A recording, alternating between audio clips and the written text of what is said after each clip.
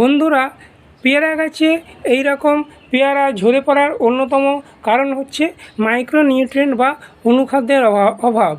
এছাড়াও নানা রকম কারণে পেয়ারা যখন হয়, পেয়ারার এই ছোটো ছোটো মার্বেল আকারে যখন নেয় তখন ঝরে অনেক সময় পড়ে যায়। এটা অনেক কারণে হয়। এটা মাটিটা যদি শুকনো থাকে কিংবা খাদ্যের অভাবে কিংবা জলটা যদি বেশি হয়ে যায় তার ফলেও পড়ে যায় পেয়ারাগুলো। সবথেকে একটা বড় কারণ অনুখাদ্যের অভাব হলেও গাছে পেয়ারাগুলো ঝরে পড়ে যায়।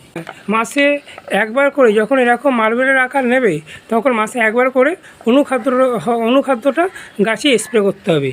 যখন এরকম মার্বেলের আকার নেবে তখন একবার, আর যখন এর থেকে একটু বড় হয়ে যাবে ঠিক তখন আরেকবার এই অনুখাদ্যটা স্প্রে করে দিতে হবে। স্প্রে কখন করতে হবে? স্প্রে করতে হবে সকালের দিকে, দুপুরের দিকে করলে হবে না গাছেতে। তাহলেই দেখবে তোমাদের এই পেয়ারাগুলো যে ঝরে পড়ার যে প্রবণতা আর এই গাছ থেকে ঝরে পড়বে না।